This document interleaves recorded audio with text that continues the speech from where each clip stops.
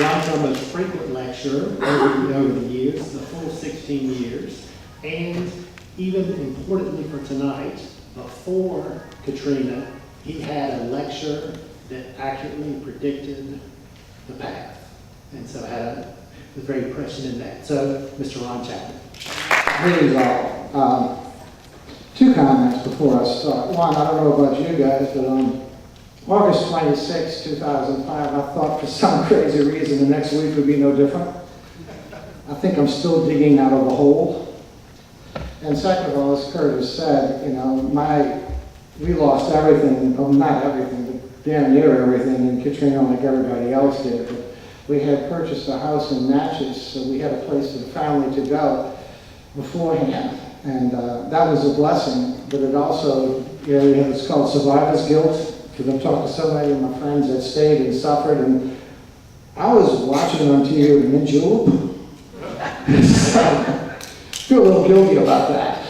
But anyway, that having been said, this is an amazing photograph. Just look at that. Drink it in for a second. See the intensity of this thing. I remember as it was coming in, we were in Natchez, and I looked at my wife and I told her, I said, baby, this is the wonder of nature. It's a buzzsaw laying at a sign that's just going to destroy everything in its path, and that's indeed what it did. So the question is, what happened and why? Okay? So first we've got to set the stage for this disaster. It didn't just happen on that day. There's a sequence of events that kind of set up everything to make it occur the way it did. First, you have to deal with the wetlands loss, okay? That's very serious. This is a photograph, a space photograph of Louisiana, and you can see the Mississippi River Delta area down here, and here you have the Red River running here. These are the different deltas themselves. A lot of people don't realize that, but you know, if you ever washed your car, you know, I mentioned that in class today, and you have the nozzle on, you turn it on, it flashes back and forth, swings around. The Mississippi River was always a dynamic river, and as a consequence, it washed back and forth, and in doing so, it spewed tremendous amounts of fresh water and new sediment, and built what is southern Louisiana about 7,500 years ago. So you see all these different deltas. This is what built everything. But then in 1718, we built the very first levee at the city of New Orleans, and after that, we started aggressively levying it in, especially with the originally the Mississippi River Commission, then the Corps of Engineers. And now the Mississippi is channeled. As a result, it can't move because we don't want it to for our own personal economic reasons, but all the fresh water and all the silt is being dumped off the continental shelf. It's not rebuilding Louisiana, so without a rebuilding process to counteract the erosion process, we only have erosion. This is what it looked like in about 1839. This is 1870. This is 1993. We lose, I think they say, 25 square miles a year between Katrina and Rita, which I think was about 3 or 4 weeks. I was with the Samaritan's Purse down here with Richard Brown, and he got some information from the Corps that basically said we lost 220 square miles in 3 weeks. Think about that. You know, that's close to 8 years in 3 weeks. This is where we are now. So here's the city of New Orleans. Here's the Mississippi River Gulf Outlet, which is responsible itself for 80,000 acres of lost wetlands. This is all the bayous, everything's on. So it's surrounded by a wall right now. And that's it. You can see the amount of water around us. All that land that you saw in those earlier pictures is gone. Why? First, you have Mississippi River Gulf Outlet. That was begun in 1957. Actually, the plans for that were in the 1860s, 1870s. They started talking about an alternate route to New Orleans because fighting the wiggles and turns and bays of the Mississippi River and the current was difficult. But in 1957, they decided to do it through Congress. It was called the Tidewater Channel. The St. Bernard Voice under Ed Roy, E.M.'s father, began writing a series of columns talking about is St. Bernard doomed? If you read these columns, it's amazing because he lays out exactly what's going to happen, what he fears is going to happen, and it falls just the way he says it does. He'll later be pressured to support the channel for economic reasons because the idea was there'd be all sorts of shipbuilding and repairs and everything down there. It was too small for it. So it never was developed. So his greatest fears led to be found to be true. So these are some of the columns that you have. You see the dates here, 1957, is St. Bernard doomed? And he starts writing in the front page of every newspaper, he's laying out what's happening. Here you have it here, Roy discusses the locks. Now imagine that. I never heard of that before. There was supposed to be locks at Merrill. If you had locks at Merrill, it's possible the water wouldn't have been able to come up as rapidly as it did.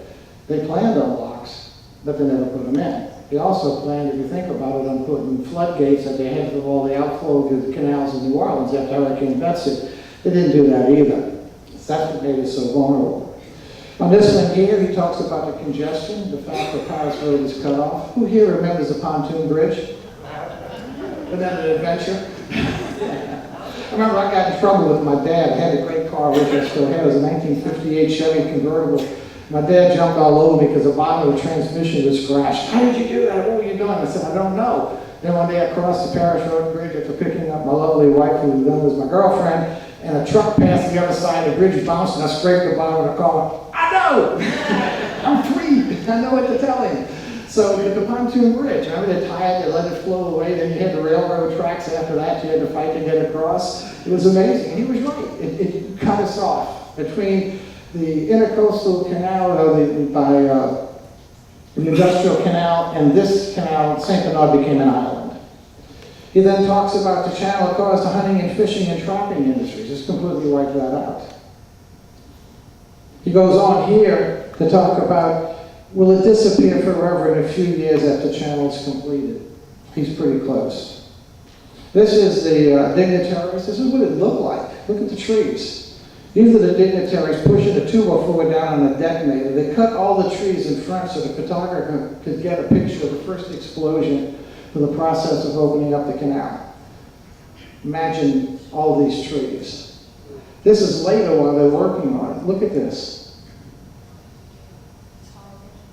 This is actually, a lot of it's being built. You can see how lush the land is. This is today.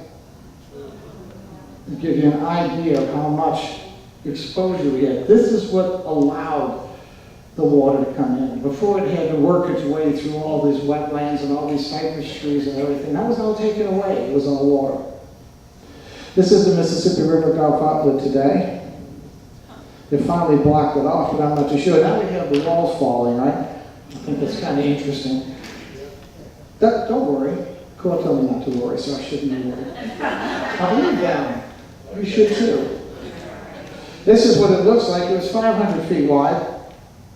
It got some places up to 3,000 feet wide because the sides kept collapsing because it was so soft, but they had to maintain 35 feet, so they kept dredging it out and throwing it on the side, calling it a levee, which it wasn't. And then as they dug it out, it caved in, dug it out, it caved in, dug it out, it caved in. If you remember, and if you were on a boat fishing in the river and the ship came up, the weight would wash you up against the sides. You had to be so careful. Every time the weight washed up, it pulled soil away.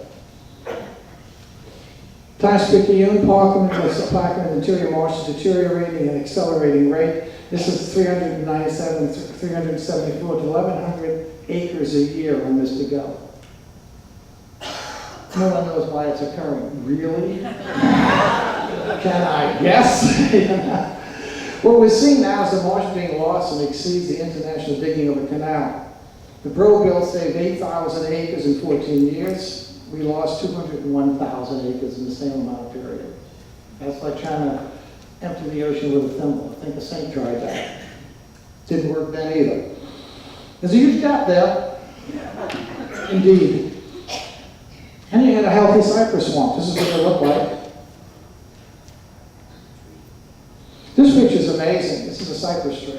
This is what used to be there. We began assault on our coastline in the 1870s, the 1880s, and 90s when we cut down these big cypress trees. Those were the first barrier of defense. But we cut them down early. The lumber companies, Bowie Lumber Company, all these different companies, and sold the cypress all over the United States. Also to build, buildings here in New Orleans. But that was the first area. This is what it looked like now. Even these are gone. Because if you remember, that's how it used to be when you came into Paris Road. But Katrina took the tombstones away. Now all you have is just open land. Nothing there. You saw what the first picture looked like, how developed it was. Then you have petroleum exploration. You hear these suits that are taking place right now because of the canals that were dug. This is an example of it. This is 1945. They did these canals and they looked for oil and they would drill, and if they didn't find it, they'd walk away. If they did, they'd produce there, but they never backfilled the canals, and then they kept adding to them. And what happens is this allowed saltwater access into these canals. It penetrated into the marshes. It killed all the wetlands. And then as the soil and the roots died, it collapsed and the water just washed away with the tide. And remember, since we've channeled the Mississippi River, the process of rebuilding is now completely eliminated, so you only have destruction. How about that one? This here, each dot is a gas well. Each dot is an offshore platform. Each line is a pipeline. Kind of scary stuff. Now, I was just telling my students today, what's particularly sad is Louisiana, for all of this activity, all of this is going on, gets less royalties for oil than any other state of the union. How can that be? How can we allow it? Nutria. They got out in a hurricane, don't you know? Really? There's our little friend. Story I understand is they always say it broke out of Avery Island in a hurricane by accident, but I know this gentleman down in Delaware Island, Frank Lopez. I used to build when I was having a fiberglass business, these soft shell crab tanks for busting crabs, and Frank bought 2 of them, so I used to work with him. We were talking about Nutria one day. He said, "You know, boy, they're lying." I said, "How's that, Frank?" He says, "I was a young boy when they came in here." He says, "They came in here with cages with males and females on them from the state wildlife and fish, and they planted them in the marsh as an alternative fur. They wiped out all the other species, the muskrat, the mink, everything else, possum. They took everything over and they destroyed the marsh. That's what a little friend looks like. This is what he does." Now, if you want an idea of what he does, this is an area they fenced off as the nutria came through. So you can see where they can't get, you got growth. They eat the roots. That's the problem. Then they tunnel into the levees. So you think you got a good levee, but it's wormholed with nutria. So the causes, the levee system prevents replenishing of the water and the pond that we need. Navigation canals have carved up the marshes. Oil canals have contributed erosion to wetlands. Navigation canal being like Mr. Go. Oil drilling has caused subsidence. You suck in the ground, water out, you got subsidence. Plus you have natural subsidence that's taking place anyway. You know, the general last subsidence. And then local litigation has prevented efforts to replenish the soil, because every time you come up with an idea, you have arguments on 2 sides. Like we know the diversion canal down in Plaquemines. A lot of people are saying it's a great idea, but it's really not working because you got a pond there, which is a consequence. It's not bringing back what was there, it's bringing back a different vegetation, which dies in the wintertime and creates another problem. So the problems are really intractable. You know, can humans really do what nature did? I don't think we can. And of course, the nutrient eating up the marsh. So that sets the stage. So Louisiana was gradually disappearing. We had all these natural barriers that protected us from storms have all been destroyed through either the natural process or human activity, or as a result of human activity, things like nuclear and things of that sort. Now you got to ask the question, why was New Orleans itself so vulnerable? Well, that gets back to us. Oops, go back. Go back. You can see here from an aerial shot how close it is to the Mr. Go here in the Mississippi River. We're surrounded, totally surrounded by water. Now we talk about us being a bowl, and the reason we're a bowl is this. This is in 1700s, but you had here, the light areas are high. So this is the silver sliver we talk about, because this is built up land. As the Mississippi overflowed continually throughout its history, the heavier soil dropped out first, silt, so it's higher. We know that. You know, when you come down to St. Cloud Parish in the rain, you take St. Cloud Highway, right? You can't be stupid. So, and this here are some of the bayous, you know, that flowed through. And the water used to just go to the back of the city. But in 1924, they decided to build a seawall out in the lake and backfill it with sand. And that's when they built Lakefront Airport. They built the Industrial Canal. All this is built high. So instead of the water being able to just flow out, now it was trapped by this high area, so it created this tremendous bowl. These are the outfall canals, where the pumps were here to pump the water out this way. These were left open. Like I said, in Betsy, they said they had to close them, because that's what almost, I don't know if y'all remember Betsy. I do remember that. I remember one of the greatest quotes of all time was Vic Skiro, because I lived right around here, and we heard the London Avenue Canal had broken, so it was a panic, and he comes on TV with his little civil defense hat and his raincoat on and says, "Don't believe any false rumors till you hear them from me." That's got to be one of the greatest quotes from a politician I've ever heard in my life. Up to this year's convention, anyway, so you can see what bowls create. Well, then if you dig into it, this is a great map here. The green are the high areas. This is really above sea level, this blue area here. And then as you get green and yellow and red, you get deeper and deeper and deeper. So it's not one bowl, it's a series of bowls at different elevations. And this particular map breaks it out. But if you take this line and you draw a line from here to here, you look at it here, you can see from here to here, just at different depths. Okay, this is the second one here. Third, fourth, fifth, till it works its way across. This is the industrial canal. It's so much higher. You know, and that's why that acted where Lower Ninth Ward, St. Bernard Parish, and New Orleans East would have flooded because of Mr. Go, maybe beyond that, but definitely because of Mr. Go. The rest of the city wouldn't have gone under if it hadn't had the breaches in the other canals. This is a scary picture, but you see in red is 1 foot above sea level. There's not much here. Then Katrina comes, August 29th, 2005. These are past storms. This is from the Corps of Engineers. They put this thing out around 2002, I believe. They were here, and they gave a lecture. I pulled this slide from their PowerPoint. And these are all the different storms that came in. This one is the one that they tracked as the worst for St. Bernard Parish. Isn't that interesting? Just about exactly what Katrina did. Here's another map from the Corps. You see Betsy come up in a second here, this pink line here. So we were on the wrong side of Betsy. This is the track A that they said was the worst case scenario. And that's Katrina. I mean, it missed it by, what, maybe a mile at most. This is the storm itself, if you remember. It came across. It was supposed to be kind of category 2 and go to Apalachicola.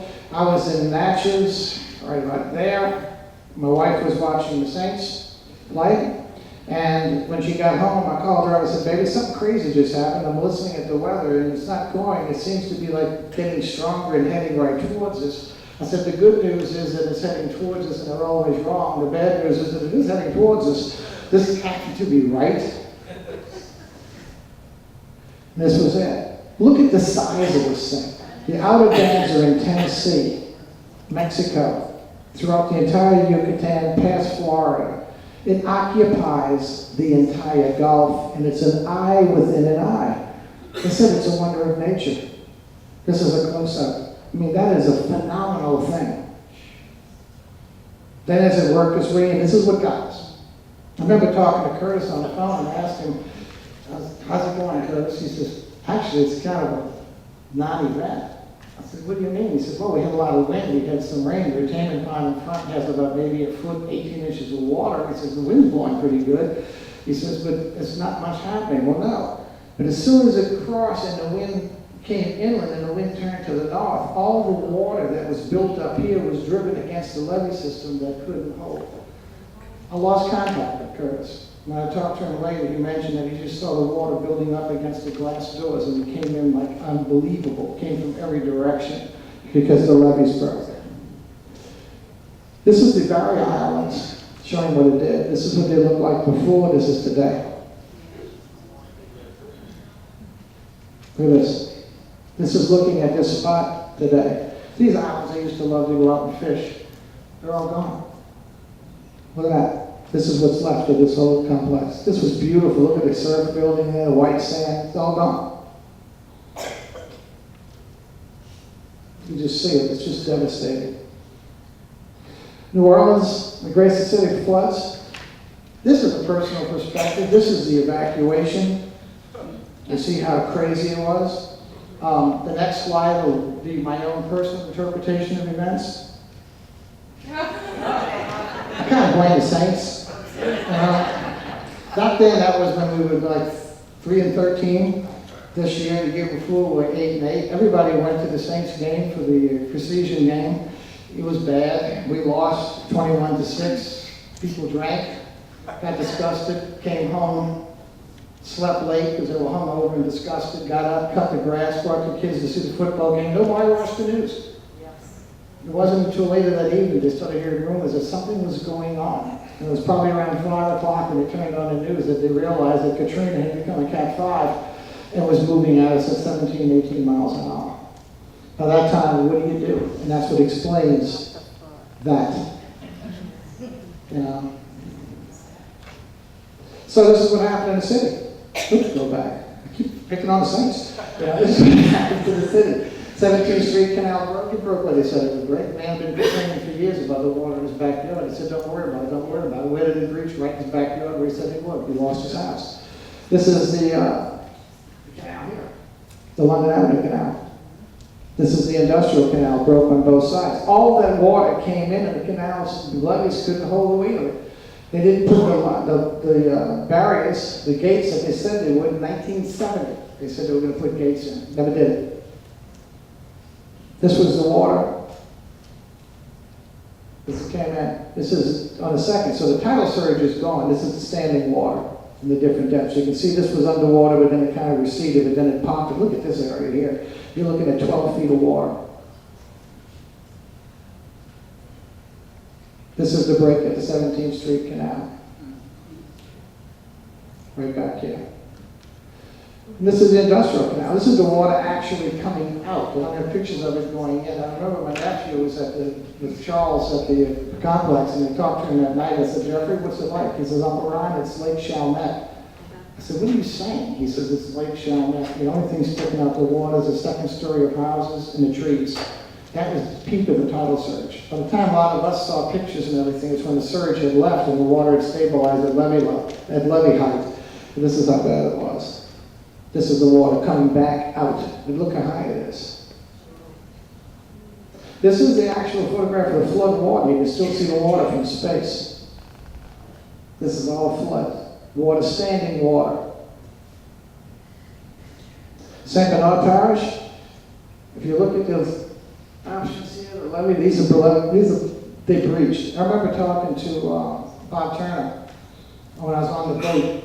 Das Boot, I called it. You know, the Scotia Prince. Remember the cruise ship? It wasn't a cruise ship. It was a Baltic ferry. The little bitty rooms. But I remember talking to him about it, and he says, Ryan, he says, I got a phone call from from the Weather Service, and they told me that there was a 38-foot tidal surge coming at us with a Cat 5 hurricane, and St. Bernard was gone. He says, I cried. He says, after the storm was over with, where these levees are broken, he said it was like a kid took a handful of mud and just threw it. He says, they didn't hold up, they just exploded and blew out the way. All these are breaches. Then that water came across this marshy, the back levee system, and this is where it was topped, and this is where it was broken, and this is where there was moderate damage. And that's when the water flowed into St. Bernard. This is the water in St. Bernard. My house was at the time on 3500 Buffon Street on the corner of Celestine Street. It's built in 1937. Henry Pomstein built it. He was a kid, 4 feet off the ground, never flooded. We had 7.5 feet of water and oil in it. You know, everybody went under. The only time in American history an entire community was wiped out. I remember listening to a guy from FEMA was introducing a woman who came in, and he started, he says, you have no idea what these people went through. You couldn't get a stick of gum. And he's standing next to a post. And he says, you see this post, Carl? And she was taking her places. Measure 14 feet. That's how much water these people had. So understand what they've gone through before you make any decisions. He was a good man. That's why I guess they moved him out. This is the water. This is the damage after the water goes. It's incredible. Houses blowing off foundations. This is the Murphy oil spill. 1,700 homes in a square mile of land was covered in oil, floated on top of the water, oil and water. You can imagine how much it spread. Churches, schools, businesses. My business was full of oil, you know. The house was full of oil. Everything was. This is what happened. The tank floated.